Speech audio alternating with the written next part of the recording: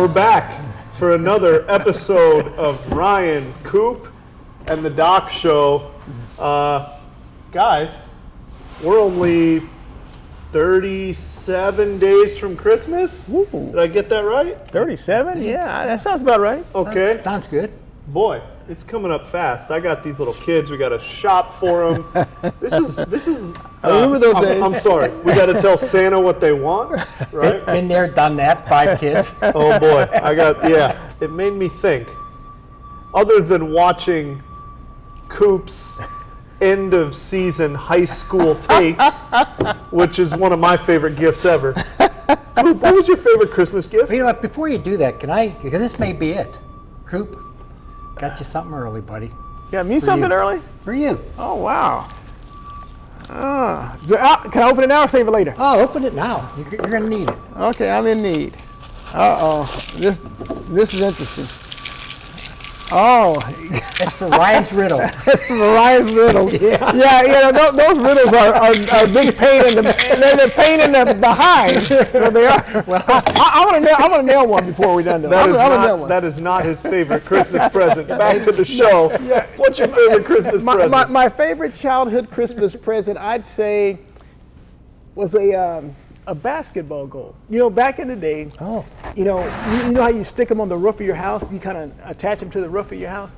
You know, like everyone in the neighborhood had one, and I was like telling my mom and dad, I said, God, why can't we have one? I mean, I have to go down to school. Everyone can just step outside and get it. And so they were like, you know, trying to say, well, no, we don't need that. We don't need that to add that onto the frame. It's just going to get in the way, blah, blah, blah. So I didn't think I was going to get one. And I'll be darned, they had me go outside. So my dad and my uncle had already attached it to the roof. So I'm out playing basketball on Christmas Day. And it was like my best all-time gift. That's cool. That's cool. Doc, what about you? Well, one year I did get a basketball for Christmas. And so did every other kid in the neighborhood because they put up a hoop in our neighborhood, and we shoveled the court Christmas Day so we could be out there shooting basketball. But I think my favorite, and it's sports related as well, when I was age 12, my dad or Santa, whoever, left a Wilson A2000 baseball glove. And up to then, I was playing like Little League and all that, but I had this thing that had been my dad's softball glove. It was like a pancake. I mean, this thing was like flat, had no pocket in it, nothing. And that's what I used. And when I saw that Wilson A2000, and later years, I realized with my dad, you know, the income they had, and that what you know, it was a pretty expensive item at the time. I think it meant even more to me later years, but that was, I'd say that's the best gift I ever got. What about you, Ryan? I think when we got, we would take little vacations, right? We'd try to minimize the number of gifts and do some vacation stuff. And whenever we got to go to California over that Christmas break, that's where my grandparents lived, and we got to go spend some time over there. That was cool. That was cool for us. And I think I only realized that as I got older, you know, what a great gift that was. We're excited here at St. Vincent de Paul because we get to make Christmas happen for a lot of kids in this community. And whether it's those home-cooked meals or those gifts from the Dream Center, we're just so excited to do that. And we got a guy who helps bring gifts to us, don't we? We do. And he is a master artist.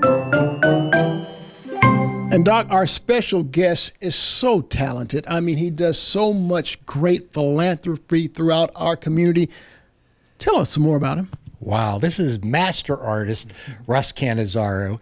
And master artist, that's something has to be bestowed on you. It's something you just don't go around and say, hey, I'm a master artist. And when you see his work, you'll know why he is a master artist. But Russ has chosen to adopt the St. Vincent de Paul Dental Clinic as his key charity. And they are actually donating. And he's gotten other artists in on this as well. And they are donating 50% of the profit from their artwork sales to the St. Vincent de Paul Dental Clinic. And what we do in the dental clinic is kind of artwork too, because we give people back their smiles. And wow, it's just a pleasure. And Russ has not only become a donor, but he's become a dear friend. Yeah, and I want to ask you that, Russ, why make that type of commitment to St. Vincent de Paul? You know, several years ago, I went down and took a tour and saw the incredible services they offer the underserved in our community, and how comprehensive those services were. That was an amazing moment for me. You know, I don't think many people know all that St. Vincent de Paul does for our community, and it was just really an epiphany for me. It really was, and I realized that this is the place I wanted to support and want to be part of this family, and forever. And it's been just our commitment ever since. And just so we encourage people, you know, to come down, do a tour, see what they're doing for our community. It's just amazing. Not only just the dental clinic, but of course the medical clinic, the homeless shelter, the dining hall, the services are just absolutely amazing. And we're building the whole person all over again through St. Vincent de Paul. Can you tell us and our viewers how they can actually get involved and help? Oh yeah, one of the things that we're doing, like with Giving Arts this year, Giving Arts now is a company that we have 16 artists that are providing their beautiful art and designs on products. We sell over 1,100 products on wall art, stationery, apparel, lifestyle products, home decor.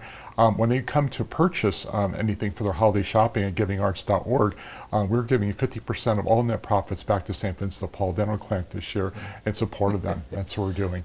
And we're really excited to do this. And Doc, we have seen so many patients that have walked through the doors of St. Vincent de Paul that have been impacted so greatly by donations and by people who really have this big caring heart. Oh, literally hundreds, and I even dare say thousands that we've helped down through the years.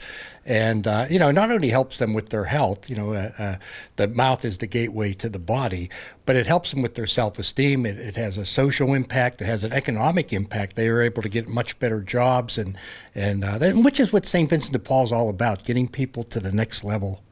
And Russ, again, one more time, how can viewers watching this right now, how can they get online? How can they go about, you know, knowing how it is that they can actually donate and benefit? Two ways. One is that when you go to St. Vincent de Paul's website, there's very great opportunities there to donate in various different platforms you can do that in. Also this year, of course, through our holiday shopping with givingarts.org, and that's a wonderful thing they can do to be able to help support the dental clinic, the work they're doing there. So there's multiple ways to really help. And also, if you also have time, if even the resources, financial resources aren't there, your time is a valuable resource. Donate that as well. And you'll see also on the website, there's some great volunteer opportunities to do with St. Vincent de Paul. Russ, a great man. Oh, thank you. Wow, you know, Russ is not only a great guy, but he has pieces of artwork, you know, all over the world, and even things in the Walt Disney Museum. So he's decided to adopt the dental clinic as his charity, and he's gathered other artists together who are not only helping the dental clinic, but other charities as well. So great gifts, all kinds, not only for the holidays, but year round. So if you're looking for something special, please visit Russ's site, and I'm sure you'll find exactly what you're looking for. No doubt, because we were in his home. Even his home is just loaded with just such great artistic work. So absolutely great Christmas idea. And you know, one of the things that Russ is helping us do by supporting the dental clinic is giving the gift of a smile to other people. This is Erica D. She's a 14-year-old girl, has a bright future ahead, great student. She actually wants to be a nurse, which is really neat. I mean, at that age, to already know what you want to be. But you can see the condition that her mouth is in through no fault of her own. I mean, she needs orthodontic treatment. And you know, orthodontic, a lot of times we think of it as an aesthetic quality, which it really is, but it's also very important as far as how you chew your food. You know, because obviously if your teeth don't go together the way they're made to, with all the little hills and valleys and the cutting edges, you're not going to chew your food properly, which puts more pressure on your stomach to produce acids and can lead to ulcers and all kinds of conditions. So she's a bright girl, she's a lovely girl, upbeat. What would you guess on the outside? You can see it's a pretty difficult case. What would you guys guess that might run on the outside? And you're talking about extractions and orthodontia? Exactly. I'm going to say $14,500. I would say 12,000. Coop, you hit it on the nose. 12,000. Wow, you're on the streak. You're on the streak with that. I can nail this, but I can't nail his riddles. How about Okay, that? now, but let me ask you this. What do you think it would cost to do here at St. Vincent de Paul to adopt Erica as a community project or whatever? Okay, well, I'll lose a zero and say 1,200. Yeah, I'll say 1,400.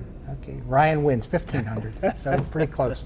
But anyway, no matter what the cost, this would be priceless for her. And so if you're out there and you have a club or a group of people, a family, whatever, and you'd like to help Erica, you can see on the screen how you can go about that. You know what I was thinking of, guys?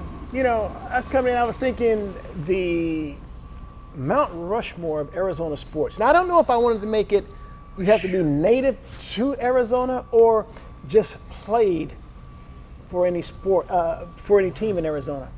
I think it's could be more difficult if we made it an Arizona native thing only, so that would eliminate people like Larry Fitzgerald, Jerry Colangelo, and so a lot of people. So how about if we just make it an Arizona native Mount Rushmore? I'm gonna say I think we're pretty much contemporaries. She might be a little younger than me. I'm gonna go Emma Stone. Emma Stone, okay. All right. And then I'm gonna have two Lindas. I'm gonna do Linda Carter. Wow. Not a contemporary of mine. Linda Ronstadt. And then, since I grew up in the era of the greatest sport of all time, the World Wrestling Federation, the Heartbreak Kid, Shawn Michaels, my favorite wrestler ever. Wow. So, Coop, do these have to be sports figures or no? Right. If they do, I just went way out there. Okay, Mount Rushmore. They don't have to. They don't have to for Ryan's sake. Okay? I'm going to make mine. One guy comes to mind, Jim Palmer. The career that he had, unbelievable. Another one, do you guys know Ty Murray? Yeah, the rodeo. Rodeo. Yeah. Danny White comes to mind. Had a great career in college and also, with the Cowboys, of course. And then, wow, for the last one, Kerry Strug, maybe. Now, that was kind of a one-time event where these others are more career, but Kerry... It's iconic. It's iconic moment. I like that, and I'm going to steal that. I like Kerry Strug. Matter of fact, I remember her coming to, I guess it was America West Arena at the time, where the Phoenix Suns played, because she showed off her medals there. And so the media was there, and she was really, really a nice young lady. So I'm going to go Kerry Strug. And I'll ditto Danny White. And I'll ditto Danny White for another reason. He went to my high school, Westwood High School. Westwood, Westwood, okay. And then he went to my college, ASU. Yes, sir. I should probably say I went to his, because he's. But so and of course I'm not a Cowboy fan, but I will recognize Danny. I won't hold that against him. Sean Elliott. I thought he was just such a terrific player, not only down at high school, but went on to play for the University of Arizona. Helped guide them to a couple Final Four appearances. He won a couple of rings in the NBA title with the San Antonio Spurs. So he would be my guy there. And so I need one more Arizona native. And I don't know this for a fact, but I think he is. I think Kurt Schilling might be an Arizona native. I didn't check that I know out. he went to Shadow Mountain High School. He went to Shadow Mountain High School. And he went to Yavapai. And so if you come back and you could be co-MVP of a World Series championship here in Arizona. Where'd Mike Bibby go to high school? Mike Bibby went to Shadow Mountain. Yeah, Shadow Mountain. Man, Shadow Mountain's put out some good players, but you're mentioning Westwood, Mesa. Correct, Mesa Westwood. Mm-hmm. But if we're talking about quarterbacks or out of East Valley high schools, man, that beard that Ryan Fitzpatrick has going on, and man, when you look at that guy when he was 18 and you look at him now, he looks more like Conor McGregor than Ryan Fitzpatrick from Highland High. Yeah. But that's my East Valley quarterback. If we're talking about East Valley quarterback, that dude was a stud when he was there. I know the Washington football team was expecting big things from him this year, but he got hurt in the very first game of the year. So yeah, kudos to Ryan Fitzpatrick. You know, there's folks who have been through a lot of adversity, but no Arizona athlete has been through more adversity than Bruce Cooper trying to do Ryan's riddles. So pull out that'll leave. We got another one for you, Coop. Oh boy. Here we go. Oh boy. Okay, so it's only fair before we go into another riddle of stumping Coop that we remind everyone of last week's riddle. Which building has the most stories? Doc, do you know? Wow. The most stories. I think that's the clue. Well, Story. I'm going to say the Empire State Building. That's a great guess, Bruce Cooper. I think I know. The food bank. No, Oh. the library. Oh, for crying out loud. Don't tell me that's it. The answer is the library. Geez. Hey, two per customer. Okay, so now we're going to get into a new one. We're going to get into a double headache for Bruce Cooper. geez. You ready? I'm We ready. We ready? We're ready. I have 13 hearts, but no lungs or stomach. What am I? Wait a second. Well, no, see. Hey, excuse me, people. The library. I mean, come on. You have 13 hearts, no lungs, and what? Stomach. And no stomach. Come on now. I mean, these riddles have to be realistic. I mean, come on. 13 hearts, no stomach, No lungs. no lung. I give up. I'll give you a clue. Ryan has dealt you a tough question. I mean, seriously.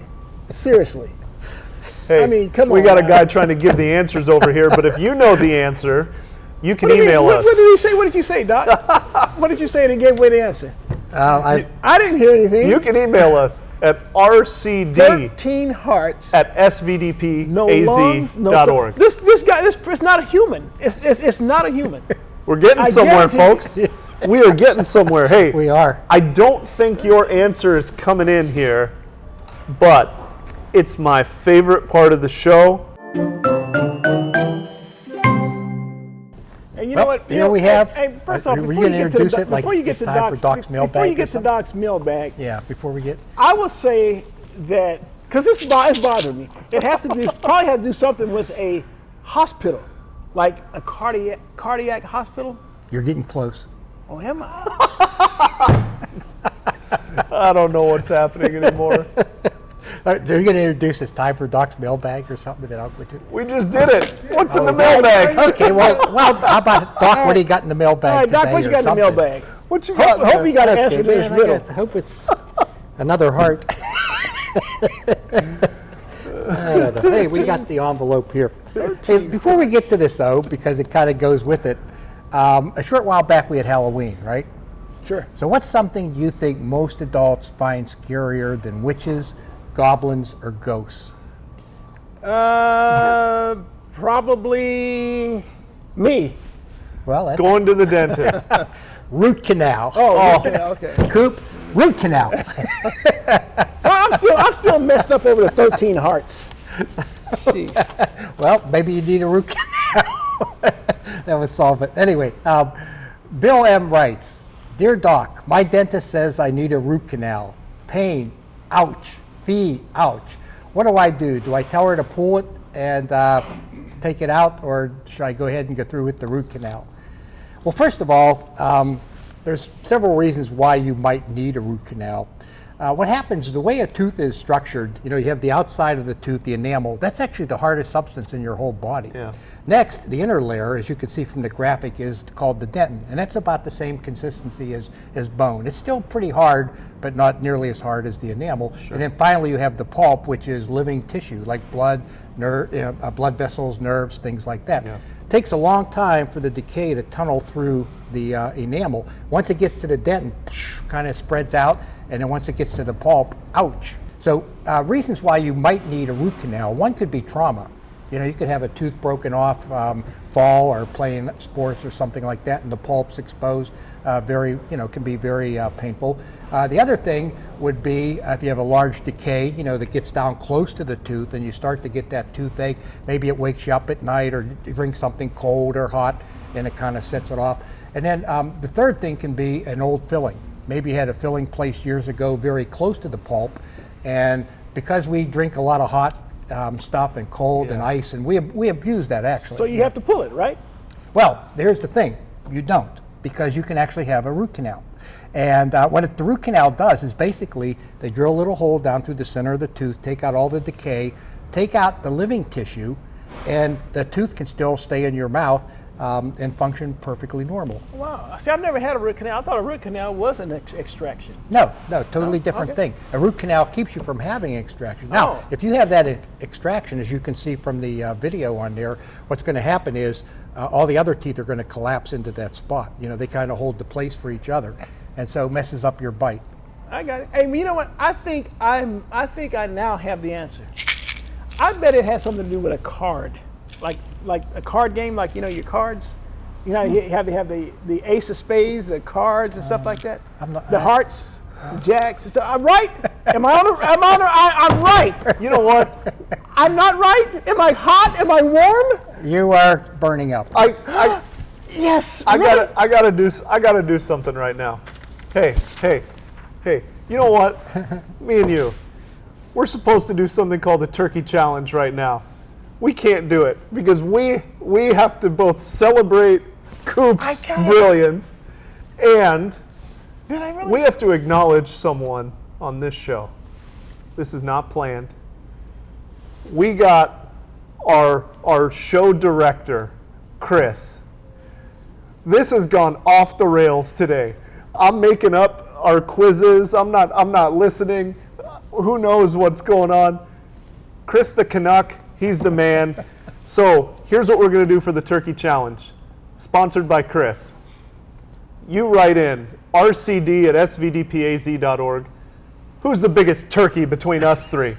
All right? Who's the biggest turkey? You write in whoever you think the biggest turkey is, and we'll give you something. We'll give you something. Hey, but did I get it? Is it a card game? Did I get it right? I want to wish my two buddies, Bruce Cooper, Dr. Ken Snyder, happy Thanksgiving, guys. Well, thank you. I'm thankful for you guys. Hey, but I'm thankful Coop finally got something right on this show. I got it right. I'm thankful, and we are all so very thankful for you, the supporters of St. Vincent de Paul.